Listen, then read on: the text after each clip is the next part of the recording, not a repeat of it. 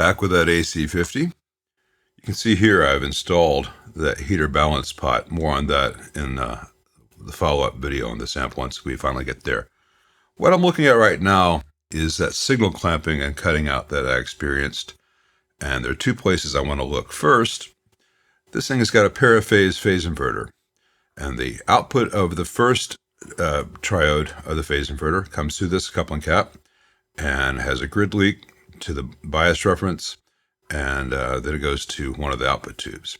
But it also goes through a 470K resistor to a point here through another 470K resistor, forming a voltage divider, which goes to this cap, which also has a 1 meg to ground, which is its grid leak for the second gain stage. So the signal coming out of this side of the phase inverter is attenuated by about half and then fed into here. And then it's amplified and inverted and added to the other side. 470K, that's not exactly perfect. So I've got a pot set up temporarily. Right now it is set at 470K. And we're going to look and see what the output behavior is if I decrease that and increase that. Hey, Editor Lyle here. Watching the video back, I realized I was not clear enough about something. You're about to see the scope, and you're going to see what may look like oscillation riding the waveform. It comes and goes, and there's just kind of bursts of static from time to time. Now, right now, I've got the externally mounted output transformer, and all the leads are stock links, and they're just going everywhere. And the only ground reference for the output transformer is just a little wire with an alligator clip, just to reference it to chassis. This amp doesn't have negative feedback, so it's not really critical, but it does play a factor. I wanted to take care of the phase inverter balance first, make sure I wasn't getting any blocking distortion from the phase inverter. And there's one other thing I wanted to check coming up in the video, and then I'll get back to the scope stage by stage and see if I can track down that oscillation. Right now I'm just measuring the output on the dummy load. Anyway, let's get back to the video. This is about as loud as I can get the output before clipping. Forgive the little staticky things there. I've got that resistor hanging in space. It's a little subject to noise. So this looks okay, but there is a weird bulge on the lower half. It's not symmetrical, right where it changes over. There's a better view of it. That static won't be there in the final product, so look past that. If I decrease the value of that pot from 470K, watch the lower part of the waveform and how it transitions. The whole signal starts to shrink. If I increase it, it begins to smooth out and get truly symmetrical. And then I go too far, it begins to get a weird bulge in the other way. I'm not going to make you sit here until I fine-tune it the way I did last night. The punchline is that the magic seems to be at 500K versus 470K. It's only a 30K difference, but what a difference a K makes. Ba-dum-bumch. So I think what I'm going to do, since they don't make 500K resistors, they make 510Ks, and I could order some. I'm going to find two 1 meg resistors and put them in parallel, and that'll give us 500K. And then we'll recheck the output behavior. Let me do that real fast. Okay, there they are. Two 1 megs neatly stacked on top of each other in parallel. Gives us 500K. And that's a much more balanced waveform. I'm not going to show all the tests I did to confirm, positive rise, negative rise, is it negative rise? I'm not sure what the term should be for that. But that's much more symmetrical as far as the behavior of the output section. That little bit of stuff you see at the shoulder, that'll be refined during the final bias. I've tweaked it a little bit and it nudges. And the trouble with doing the crossover distortion, trying to get that perfectly symmetrical, is you can tune it in perfectly at 1 kilohertz. And at 400 hertz, you have different behavior. At 2 kilohertz, you have different behavior.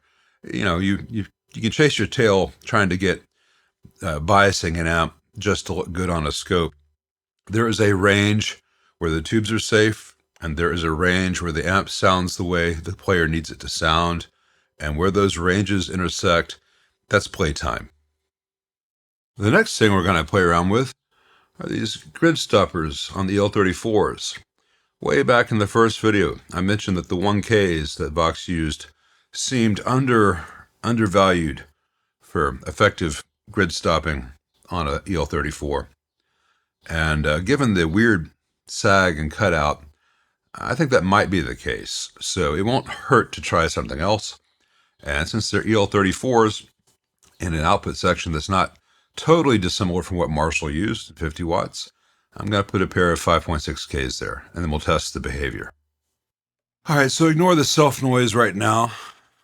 I've got wires going everywhere. The important thing is whether it cuts out on us, so let's see.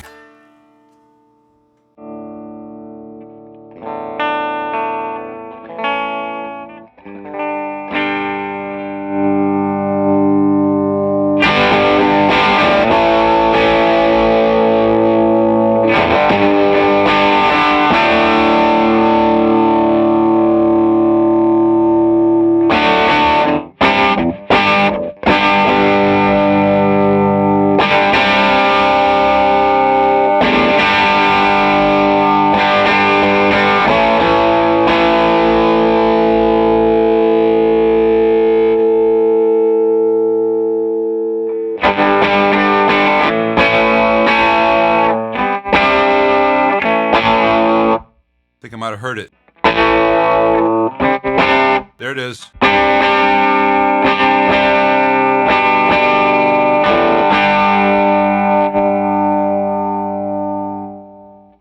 Well, still haven't nailed it. I can tell you a bunch of stuff it's not. It's not any of these caps.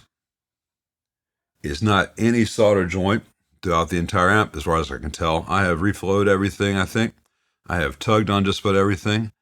These insulated posts that pass through the chassis where the screen node and the reservoir node connect, it's not those. I've disconnected them, hung everything in the air, and with wires going places just to eliminate any leakage there. It's nothing to do with the cathode resistors here, these 47 ohms. These are actually out of circuit right now. Nothing to do with the raw bias trick I tried because I disconnected that just in case. So the cathodes and suppressor grids of the EL34s are going straight to ground.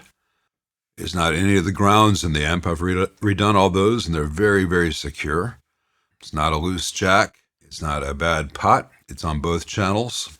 I'm not seeing like it happened in one stage, but not the preceding stage on the scope. I have been using every tool in my arsenal, and the amp is incrementally getting better because in the process of trying to find this overarching problem, I have found a whole bunch of little ones and little improvements to make here and there, like the balance of the phase inverter.